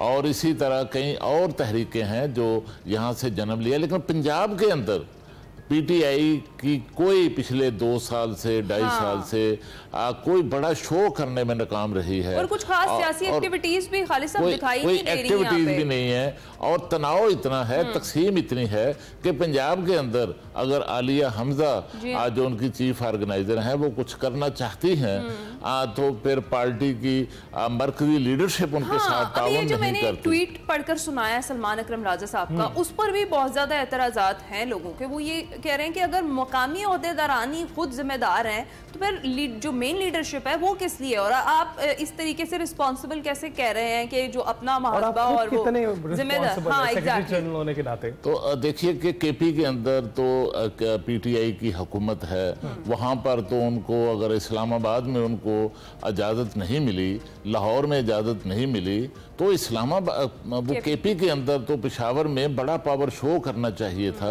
लेकिन वहाँ पर भी पेशावर में भी एक रैली का ऐलान किया गया है और उसकी क़यादत जो है वो कहा जा रहा है कि वज़ीर आला केपी के करेंगे।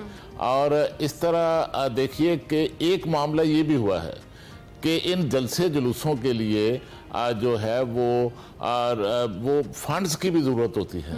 और पीटीआई जिसके पास सबसे ज़्यादा फंडिंग आती थी, जिसके पास न सिर्फ मुल्क के अंदर से बरूने ममालिक से भी बहुत ज़्यादा फंडिंग आती थी, तो अब लगता है कि पीटीआई जिस किस्म के हालात से गुजर रही है उसमें उनका जो इन्वेस्टर है अब वो भी लगता है कि भाग गया है। अब वो भी ये सूरत हाल में कोई इन्वेस्ट करने के लिए तैयार नहीं है। इसलिए भी जो पार्टी, मैं आपको बताऊं कि कल भी जो एहतजाज का ऐलान किया गया है कि अब हलकों के अंदर होगा, इजला में होगा।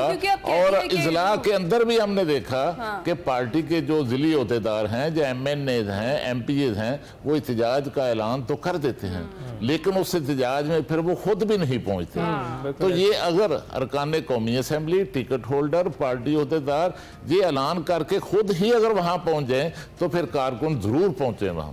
तो ये जो अभी कहा जा रहा है, कॉल दी गई है एहतजाज की, आपको लगता है कारकुनान कुछ ज़्यादा दिलचस्पी नहीं ले रहे जिसकी वजह से कॉल जो है डगमगा रही है?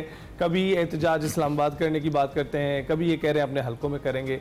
तो आपको लगता है कि कुछ ये डगमगाई गई है जो वक्त के साथ साथ थोड़ा सा इसमें डिक्रीज आया है और फिर तहरीक तहफ़्फ़ुज़ आईन पाकिस्तान की सपोर्ट कर दी गई?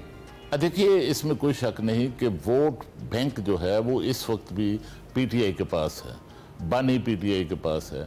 वो इस वक्त भी पीटीआई जो है एक बड़ी मकबूल जमात है, बिल्कुल। लेकिन असल मसला ये है कि स्ट्रीट पावर जो है अब वो शायद जो है वो पीटीआई का साथ नहीं दे रही, वो शायद उनके साथ नहीं है। और इस किस्म का मसला जो है वो मुस्लिम लीग नवाज के साथ भी रहा है कि शहरों के अंदर, कस्बों के अंदर हमने देखा कि जो वहाँ की जो ताजर क्लास है या वहाँ के जो उनका वोटर था, अब उनको वोट देने के लिए तो नून लीग का वोटर जो है वो निकल आता था, लेकिन उस तरह जिस तरह पीपल्स पार्टी के पास एक स्ट्रीट पावर रही है, उनके कारकुन हर कॉल पर निकल आते थे। उसकी शायद एक वजह ये भी है कि पीपल्स पार्टी ने एक तवील तरीन 11 साल तक जो है वो ज़ियाउल हक दौर में एक बड़ी जिद्दोजहद की, एक स्ट्रगल की, जिसके नतीजे में उनका कारकुन जो है वो एहतजाज के लिए हमेशा तैयार रहता था। तो इस तरह मुझे नहीं लगता कि पीटीआई का जो कारकुन है वो अपनी लीडरशिप से भी मायूस है कि लीडरशिप खुद ऐलान करके एहतजाज के लिए वो वहाँ खुद नहीं पहुँचते, और अब वो शायद मायूस होकर जो है वो एहतजाज के लिए भी उस तरह तैयार नजर नहीं आता। अच्छा। लेकिन मैं आपको बताऊं कि पीटीआई का कारकुन जो है वो निकल सकता है जब सबसे पहले लीडरशिप निकलेगी, फिर कारकुन निकलेगा, फिर देखने वाले लोग जो हैं वो निकलेंगे, आम लोग निकलेंगे, लेकिन ये सारी सूरत हाल जो है बनती हुई नजर नहीं आती। खालिद साहब, लीडरशिप तो तब निकलेगी जब उन्हें रिलीफ कोई मिलेगा। अदालतों से बहुत सारी जो लीडरशिप है, मेन लीडरशिप है, उन्हें सजाएं हो गई हैं, तो उसके बाद तो मजीद मुश्किल नहीं कर दी गई उनके लिए कि अब तो आवाम को इकट्ठा करना, क्या पहले लीडरान को इकट्ठा करना बड़ा मुश्किल हो? देखिए कि इसमें कोई शक नहीं कि ये जो 9 मई के हवाले से सजाएं हुई हैं और नहलियां हुई हैं, इसके नतीजे में बड़ा धचका जरूर पहुंचा है। लेकिन देखिए 26 नवंबर 2024 से लेकर इस वक्त तक, इस दौरान तो कोई बड़ा एहतजाज करने में या पार्लियामेंट के अंदर कोई एहतजाज करने में, पार्लियामेंट के बाहर कोई एहतजाज करने में उस तरह कोई बड़ी रुकावट पार्टी लीडरशिप के लिए नहीं थी। लेकिन इस दौरान भी जो है कोई बड़ी एक्टिविटी जो है वो पार्लियामेंट के अंदर भी नहीं हुई, पार्लियामेंट के बाहर भी नहीं हुई, और हत्ता के जो बजट था, बजट सेशन के दौरान भी जो है पीटीआई के जो अरकान कौमी असम्बली हैं, सेनेटर्स हैं, उनकी तरफ से कोई बड़ा जो है वो पार्लियामेंट के अंदर कोई जिद्दोजहद नहीं की गई, वो बहस में उस तरह भरपूर तरीके से पार्टिसिपेट नहीं किया गया। बिल्कुल। तो अच्छा ये बताइएगा कि अलीमा खान के बयानात को हमें किस तरह से लेना चाहिए, क्योंकि एक जगह बताया गया कि फ़ोन पे 1 घंटा बात हुई बेटों के साथ, और जो बानी पीटीआई उन्होंने मना कर दिया कि बेटे नहीं आएंगे पाकिस्तान। फिर दूसरी जगह हम देखते हैं अलीमा खान कहती है कि हुकूमत नहीं चाहती कि बेटे आए। और एक और बात जो उन्होंने की कि जो नाअहल सीटों पर जो तहरीक इंसाफ वो इलेक्शन नहीं लड़ेंगी। अब जब हम इनको देखते हैं कि बहन है तो सियासत में उनका किरदार नहीं है और ना ही पार्टी की वो कोई ओहदेदार हैं, तो उस सूरत में इनके बयान को किस तरह से लेना चाहिए? क्या वाकई हमें समझना चाहिए तहरीक इंसाफ नाअहल अरकान की जो सीटें हैं उन पे अब दोबारा कॉन्टेस्ट नहीं करेगी? देखिए कि ये जो पीटीआई की तरफ से अलीमा खान ने जो बानी पीटीआई की तरफ से ऐलान किया है कि हम ज़िमनी इंतखाबात में हिस्सा नहीं लेंगे, ये भी मैं समझता हूँ कि एक गैर सियासी फैसला है। अच्छा। और ये ऐसे ही गैर सियासी फैसला है कि इस तरह का एक गैर सियासी फैसला 1985 के जो गैर जमाती इंतखाबात थे उसमें पीपल्स पार्टी ने भी किया था। पीपल्स पार्टी भी उस वक्त सबसे बड़ी जो है वो अपोजिशन की जमात थी, बड़ी मकबूल जमात थी, उसी तरह जिस तरह अब जो है वो पीटीआई मकबूल जमात है। लेकिन उस बाइकाट के नतीजे में उसका जो खमियाजा है, उसके जो नतायज हैं, वो आज तक पीपल्स पार्टी जो है उनको भुगत रही है, और इतना बड़ा उनको नुकसान हुआ कि उसका आज तक अजाला नहीं हुआ। और जिन हलकों में उस वक्त पीपल्स पार्टी ने ज़ाहिर है तमाम हलकों में बाइकाट किया, तो उसके नतीजे में फिर वहाँ पर नई जो मकामी सतह पर भी क़यादतें हैं, मकामी लोग हैं, मकामी लीडरशिप है, नए हालात बदल जाते हैं, नई सूरत हाल बदल जाती है। आपको लगता है कि ये जो ऐलान है जिसका आप जिक्र कर रहे हैं, पार्लिमानी सियासत से बाइकआउट का ऐलान जो कर रही है पाकिस्तान तहरीक इंसाफ, माजी में भी इनके लिए अच्छा नहीं रहा असम्बलियों से इस तरह से निकलना, तो आपको लगता है कि आगे चलकर ये मजीद खतरनाक सूरत हाल पैदा हो जाएगी इनके लिए? देखिए इस हवाले से मैं समझता हूँ कि पीटीआई की क़यादत ने कुछ सबक नहीं सीखा। अच्छा। और पार्लियामेंट के बाइकाट का पहले भी जो है वो पीटीआई को नुकसान हुआ और इस फैसले से भी नुकसान होगा। और जो इससे पहले आप ये भी पूछ रहे थे कि ये दूसरों के कंधों पर जो है वो रख कर तहरीक क्यों चलाना चाहते हैं, ये खुद क्यों नहीं चलाते। सबसे बड़ा जो कंधा पीटीआई ने तहरीक चलाने के लिए हासिल करने की कोशिश की वो मौलाना फजलुर रहमान का था, नाकाम हो गए। वो जेयूआई का था, लेकिन वहां से भी उनके मामलात नहीं चल सके क्योंकि सियासत के अंदर गिव एंड टेक है। तो मौलाना फजलुर रहमान तो ये देखेंगे कि मैं अगर बानी पीटीआई की रिहाई के लिए तहरीक का हिस्सा बनूंगा तो भाई मुझे सियासी तौर पर क्या फायदा होगा। में हुकूमत दे देनी तो चाहिए ये मैं समझता हूँ कि पीटीआई को चाहिए था कि मौलाना फजलुर रहमान और जेयूआई को साथ मिलाने के लिए को उनको केपी के अंदर ही पावर शेयरिंग करते, उनको हुकूमत का एक बड़ा हिस्सा जो है वो देना पड़ता और उसके नतीजे में वो उनके साथ चल सकते थे। और इस तरह देखिए कि उनको इतना बड़ा नुकसान और पीटीआई का सबसे बड़ा सियासी नुकसान 26वीं आईनी तरमीम में हुआ। और अगर मौलाना फजलुर रहमान और जेयूआई आपके साथ होती तो शायद इतना बड़ा नुकसान और इतनी भारी कीमत जो है वो पीटीआई को अदा ना करना पड़े। बिल्कुल ऐसा ही है। तो खालिद साहब, अब हमने देखा हुकूमत तो जो कुछ उनसे बन पाया उन्होंने किया है और अब कंटेनर्स भी लग रहे हैं, सिक्योरिटी भी उन्होंने खड़ी कर दी है, उसके साथ साथ अदलिया की तरफ से सजाएं भी हो गई, बहुत सारे जो रहनुमा हैं पकड़े भी गए हैं। तो अब आप ये बताइएगा कि आपको नजर आ रहा है तहरीक इंसाफ कोई सरप्राइज देने की सूरत हाल में है? देखिए, सरप्राइज मिलने के इम्कानात तो बहुत कम है। पीटीआई की शिकायत यही है जिसका आप इज़हार कर रहे हैं कि उन्हें साजगार तहरीक चलाने के लिए माहौल दस्तयाब नहीं है। देखिए, माहौल जो है जिस किस्म का है उस किस्म के माहौल में ही तहरीक चलानी पड़ेगी। ये नहीं हो सकता कि आपको कोई साजगार माहौल दिया जाए और उसके नतीजे में आप जलसे जुलूस करें, ऐसे नहीं होता। माजी में भी ऐसे नहीं था, माजी में भी और इनके हत्ता के इनके अपने दौर में अपनी हुकूमत के अंदर भी अगर वो देखें तो किस तरह किस किस्म की जो है वो उस वक्त आज़ादियाँ अपोजिशन की थी। सारी अपोजिशन तो उस वक्त भी जेल में थी।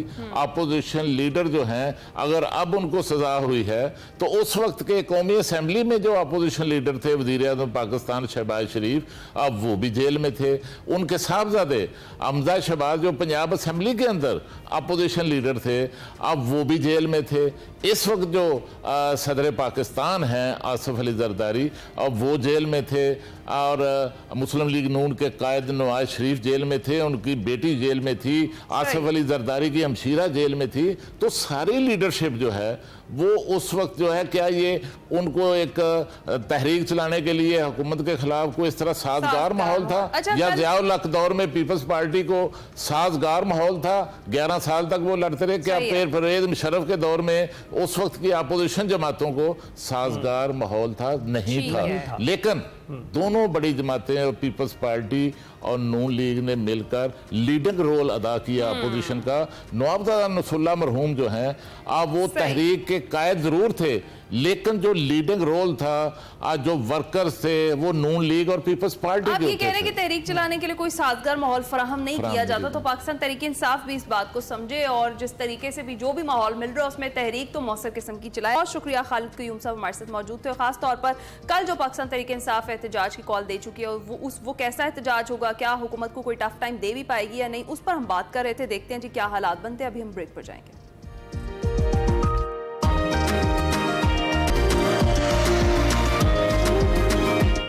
Welcome back to Express. अब शामिल करेंगे अपना सेगमेंट निकले तेरी तलाश में। आज बात हो रही है कि पुर्तगाल ने याद नोबेल इनाम याफ्ता नॉवल निगार होजे सारामागो को क्यों पढ़ना चाहिए। तो आइए जानते हैं।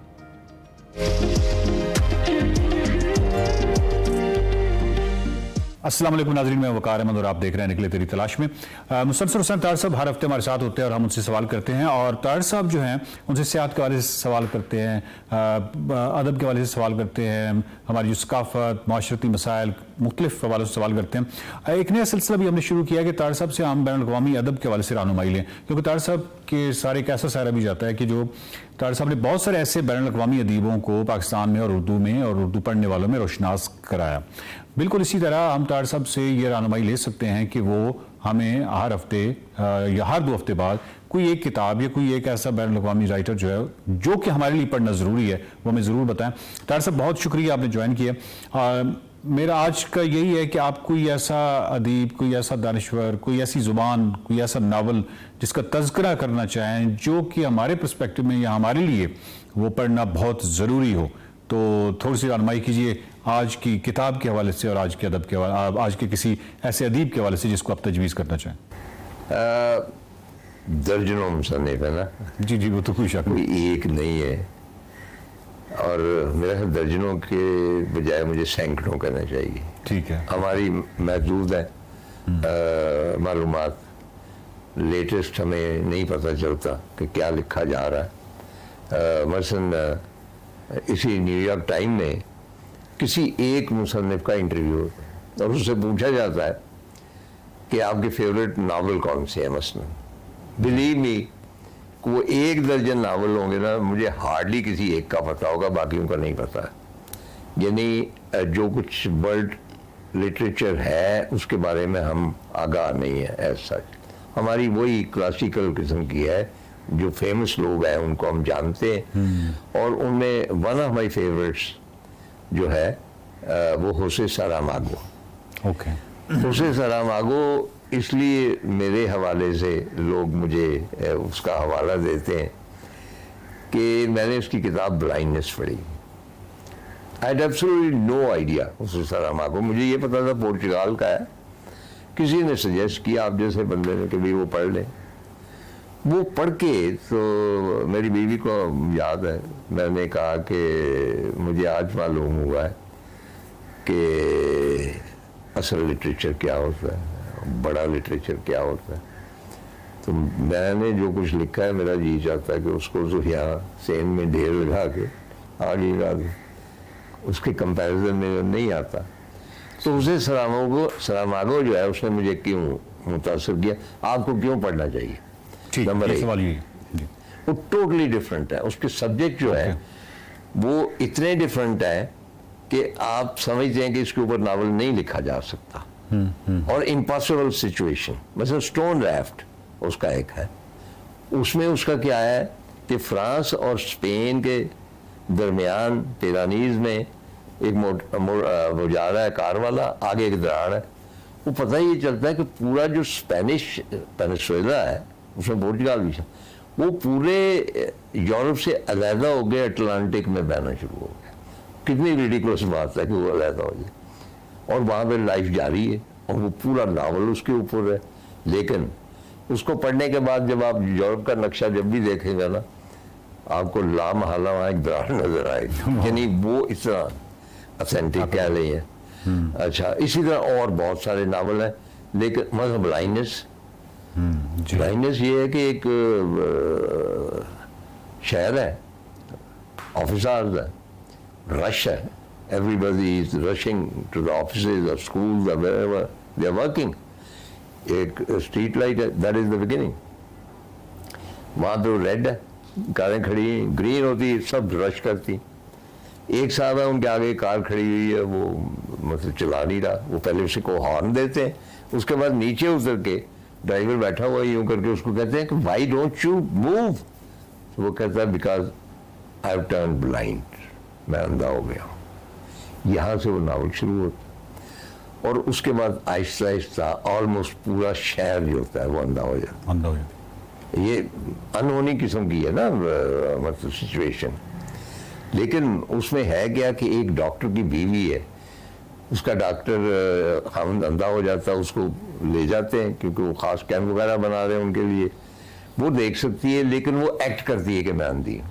ये एक्चुअली उसकी नज़र से पूरा। और फाइनली ये होता है कि वो तमाम अंधे वही बुराइयां करते हैं, वही अच्छाइयां करते हैं, उनमें तमाम तर वही जराइम आ जाते हैं वो जो नॉर्मल इंसानों में। तो होसे सारामागो ऐसे सब्जेक्ट्स को पकड़ता है जो अनबिलीवेबल हो। और एक आखिरी बात, मैं हमेशा कहता हूं कि बड़ा जो है राइटर वो अपनी ग्रामर खुद तख्लीक करता, यानी जो बामुहावरा लिखना और ग्रामर के मुताबिक लिखना वो हम जैसे लोग कोशिश करते हैं। बड़े राइटर जो रहते हैं वो अपनी ग्रामर खुद तख्लीक करते हैं और अपना अंदाज जो है उस ग्रामर के हिसाब से तरतीब देते हैं। मतलब होसे क्या करते हैं, होसे कॉन्टिन्यूस लिखता है। मतलब हम तो मतलब डायलॉग आया ना तो इन्वर्टेड कामा कि वकार ने ये कहा और आगे इन्वर्टेड कामा, वो कुछ नहीं करता, वो इन्वर्टेड कामा डालते ही नहीं। आपको पहले पता ही नहीं चलता कि कौन बोल रहा है, क्या हुआ है, और उसके बाद एक एक फिक्रा उसका 1.5 सफ़े पे जा रहा है, वो एंड ही नहीं हो रहा।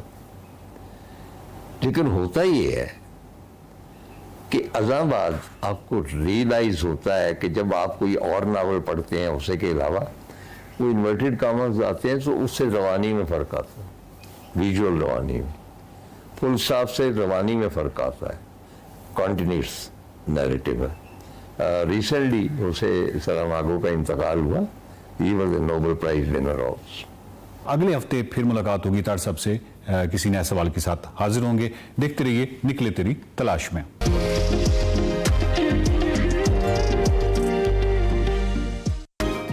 वेलकम बैक टू एक्सप्रेसो जी। अब हम बात करेंगे मदर फीड वीक मनाया जा रहा है। आपको पता है कि जिस तरह से माँ का कोई नेमुल बदल नहीं होता, बिल्कुल उसी तरह से ग़िज़ाई एतबार से माँ के दूध का भी कोई नेमुल बदल नहीं होता। माँ का दूध नन्हे मुन्ने बच्चों के लिए बेहतरीन ग़िज़ा और क़ुव्वत का अव्वलीन तोहफ़ा है, और नौज़ायदा बच्चों के लिए कोई भी नई ग़िज़ा माँ के दूध से करीब तर तो हो सकती है, लेकिन उस जैसी बिल्कुल नहीं हो सकती। आलमी इदारा सेहत इस बात की तजवीज़ करता है कि बच्चों को 6 माह तक सिर्फ माँ का दूध ही पिलाया जाए। ये ना सिर्फ बच्चों की नशोनुमा को बढ़ाता है, बल्कि साथ ही साथ बच्चों में क़ुव्वत मुदाफ़त और माँ और बच्चों के दरमियान जो एक बॉन्डिंग है उसको भी बढ़ाता है, और बच्चे को कई लातादाद बीमारियों के खिलाफ लड़ने में प्रोटेक्शन फराहम करता है। और एक अंदाजे के मुताबिक सिर्फ 37% माएँ बच्चों को दूध पिलाती हैं। आज इस अहम मौजू पर हमने बात करनी है, और पाकिस्तान समेत दुनिया भर में ये जो हफ्ता है यानी 1 अगस्त से 7 अगस्त तक का मदर फीड वीक के तौर पर मनाया जाता है। इस हफ्ते को मनाने का मकसद बच्चों के लिए माओ के दूध की अहमियत उजागर करना है। इस इंपॉर्टेंट टॉपिक पर आज हमने बात करनी है। बिल्कुल, और इस पर बात करने के लिए क्योंकि आजकल बड़े बड़े अस्पतालों में कंसल्टेंट्स मौजूद हैं लैक्टेशन के हवाले से, उन्हें ही हमने मदऊ किया है। किरण मुबीन हमारे साथ हैं। किरण, बहुत बहुत शुक्रिया हमें ज्वाइन करने के लिए। कैसी आप? अल्लाह का शुक्र। और आज आप तमाम को जो वो ब्रेस्ट फीडिंग वीक की मुबारकबाद देना चाहूँगी, स्पेशली तमाम माओं को और पेरेंट्स को और तमाम हेल्थ केयर प्रोवाइडर्स को जो कि इस मुश्किल मरहले को आसान बनाने के लिए जो है वो कोशिश करते रहते हैं। और इस बार का ब्रेस्ट फीडिंग वीक का जो थीम है वो भी जो है वो यही है कि invest in breast feeding and invest in future. So तमाम पेरेंट्स को बहुत बहुत खराज तहसीन पेश करती हूँ, और आपकी मेहनत, मोहब्बत और कुर्बानियों के नतीजे में ही जो है वो इस इम्पोर्टेंट मरहले को जो है वो आप अपने बच्चों के लिए अचीव कर सकते हैं। बिल्कुल ऐसा ही है किरण, और आप एक अहम जो है जिम्मेदारी निभा रही हैं। मुझे बताइएगा कि इसमें आप मदर फीड को कितने देर तक इस कुदरती प्रोसेस को आपको लगता है कि एक माँ को जारी रखना चाहिए, क्योंकि बहुत सारी ऑप्शंस अवेलेबल हैं पाउडर की फॉर्म में जो कि तशवीश भी पैदा करती हैं कि बच्चों के लिए क्या वो बेहतर और मुनासिब है। जहाँ पर उनको पानी तक देना जो है वो रेकमेंडेड नहीं होता, वहाँ पर पाउडर दिया जा रहा है पानी में मिला के। तो आपको क्या लगता है कि कितनी देर तक माँ को अपनी जो है मदर फीड पर ही बच्चे को रखना चाहिए? आलमी इदारा सेहत ने WHO ने बहुत क्लियरली अपनी रिकमेंडेशंस दी हैं कि पैदाइश से लेकर 6 माह तक सिर्फ माँ दूध पिलाएगी, और फिर 6 माह से उसे इसाफी ग़िज़ा स्टार्ट कर सकते हैं। लेकिन जो है वो ब्रेस्ट फीडिंग का जो अमल है वो 2 साल या उससे ज़्यादा भी चल सकता है। सो ये बात बिल्कुल दुरुस्त है कि 6 माह तक जो है वो कुछ भी, किसी भी इजाफी ग़िज़ा की, गुट्टी की, पानी की या फिर जो वो फार्मूला फीड की बच्चे को ज़रूरत नहीं होती।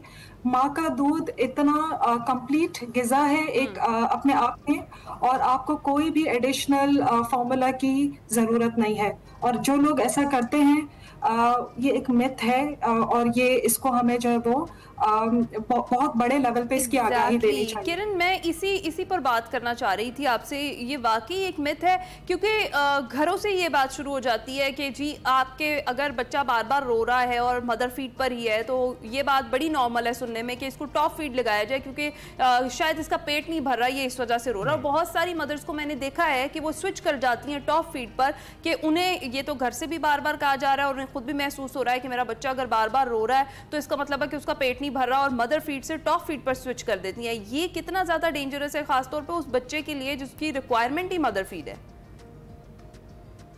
देखिए, जहाँ तक मैंने देखा है क्लिनिक्स करते हुए, कुछ तकरीबन लास्ट 10 सालों में एक रुझान जो है वो बन सा गया है कि माँ का अपना दूध जो है वो काफ़ी नहीं है और उससे इजाफी दूध देना ही पड़ेगा। तो ऐसा हर सिचुएशन में जो है वो नहीं एक्यूरेट नहीं है ये। कुछ मेल न्यूट्रिशन के साथ हमारे पास बच्चे आते हैं जिनमें वो ज़रूरी हो जाता है, लेकिन माँ का दूध सिर्फ अपने आप में एक कंप्लीट गिज़ा है जो कि माँ दे सकती है। अब ये लास्ट कुछ 10 इयर्स में एक डाउनफॉल जो है वो हमने देखा है ब्रेस्ट फीडिंग की जर्नी में, जिसमें जिन माँओं ने पहले खुद अपने बच्चों को ब्रेस्ट फीड कराया था, अब वो ही अपनी बहुओं को या बेटियों को रेकमेंड करती है कि नहीं पूरा नहीं हो रहा तो मैं जो वो बॉटल फीड लगाना ही पड़ेगा, और एक बहुत प्रेशर सा जो है ना वो घरों में क्रिएट करती हैं, जिसकी वजह से जो है वो औरतें मजबूर हो जाती हैं और फिर उन्हें जो है वो टॉप फीड लगाना पड़ता है। दूसरा, एक तो घरों में तो है ही इसका रुझान, लेकिन फिर जब मार्केट्स में जाते हैं, मॉल्स में जाते हैं, तो ओपन मार्केटिंग हो रही है फार्मूला और जो है वो ब्रेस्ट फीडिंग सब्स्टिट्यूट्स की, जिसमें बॉटल्स, टीट्स, फार्मूला के डब्बे कलरफुल इतने अट्रैक्टिव बना के उन्हें पेश किया जाता है कि माँ को एक गलत फहमी सी हो जाती है कि शायद ये इतना जो है वो कॉम्पिटेंट है या ये जो है वो सुपीरियर मिल्क है मेरे दूध से ज्यादा। तो बहुत सारा कॉन्फिडेंस जो है वो हमारी माएँ उस हवाले से भी लूज करती हैं। तो ये है कि हमें जो है वो WHO ने जो है ना वो एक ब्रेस्ट फीडिंग मार्केटिंग के लिए एक कोड जारी किया है, जिसमें open marketing of any formula feeders या जो निपल्स हैं, टीट्स हैं आर्टिफिशियल, उनकी प्रमोशन को जो है हमें कम्प्लीटली बैन कर देना चाहिए, और हमें कहीं पे भी माओ को ये मैसेज नहीं देना चाहिए कि उनका मिल्क जो है वो सफिशिएंट नहीं है या फार्मूला मिल्क उनसे दूध से सुपीरियर है, क्योंकि इसमें कोई सच्चाई नहीं है। बिल्कुल, लेकिन किरण फिर हम देखते हैं कि कुछ जगहों पर ज़रूरत भी होती है इन फार्मूला मिल्क्स की, और उन केसेस में अगर रिसर्च नहीं होगी, उन इदारों के पास पैसे नहीं होंगे तो वो बना नहीं पाएंगे, तो उनकी भी मौजूदगी ज़रूरी है, क्योंकि माँ के दूध की अदम मौजूदगी बच्चे को ग़िज़ा कहीं ना कहीं से तो देनी है। लेकिन इसके साथ साथ आप ये बताइएगा कि कुछ प्रॉब्लम्स भी फिर हमने देखा है कि सामने आती हैं, वो ये कि जो बच्चे मदर फीड पे होते हैं वो वाकई उन बच्चों से कमज़ोर दिखाई देते हैं जो आपको दूसरे फार्मूला मिल्क्स पे दिखाई दे रहे होते हैं। तो आपको लगता है कि इसमें कुछ ओबेसिटी वाला प्रॉब्लम भी शामिल हो जाता है या फिर वो ज़्यादा सेहतमंद होते हैं?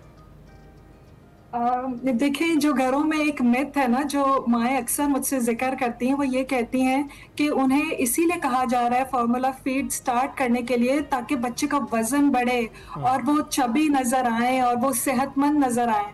तो हमारा जो है ना वो पाकिस्तान में रुझान ये है कि मोटे बच्चों को जो है वो तंदुरुस्त समझा जाता है।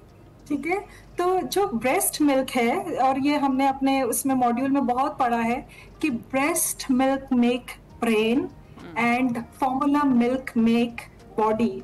तो अब माँ को जो है ना इस बात का जो है वो उसको चूज करना है कि वो क्या चाह रही हैं।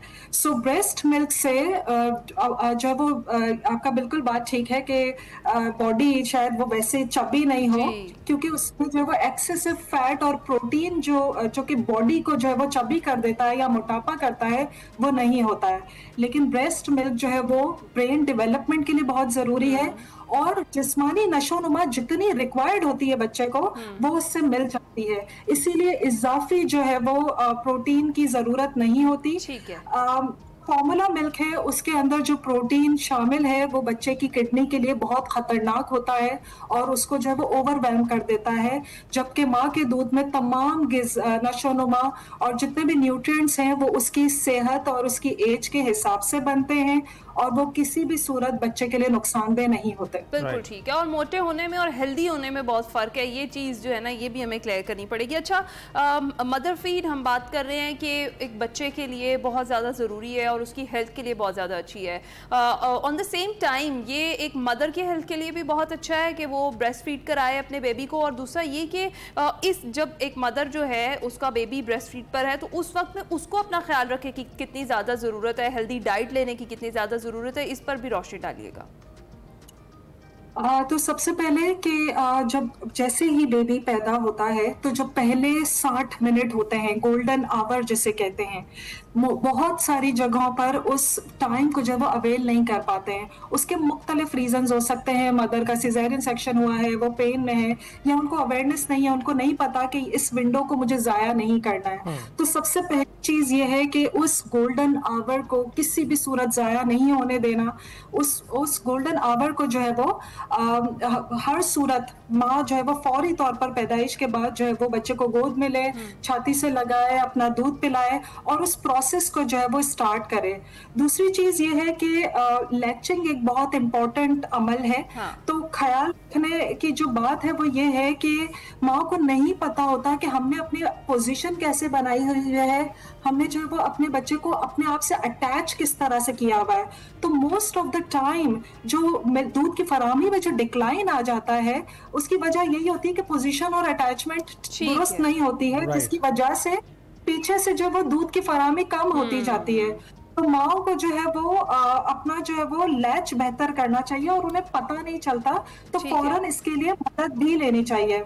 जहां तक डाइट की बात है तो डाइट के लिए कि वो मुतवाज़िन ग़िज़ा लें, ठीक है, क्लीन ईटिंग करें, बाहर की अशिया, प्रोसेस्ड फूड्स को, शुगरी फूड्स को अवॉइड करें और इसी से ही जो है वो अपने मिल्क की सप्लाई को वो बेहतर कर सकते हैं। बहुत शुक्रिया। किरण मुबीन हमारे साथ मौजूद थी, लैक्टेशन कंसल्टेंट है, और जिस तरीके से वो बता रही थी कि माँ का दूध एक बच्चे के लिए कितना ज़्यादा ज़रूरी है, मेरे ख्याल से हम सबको समझ आ गई होगी, क्योंकि इस दूध का, इस ग़िज़ा का कोई नेमुल बदल नहीं है। अभी हम ब्रेक पर जाएंगे।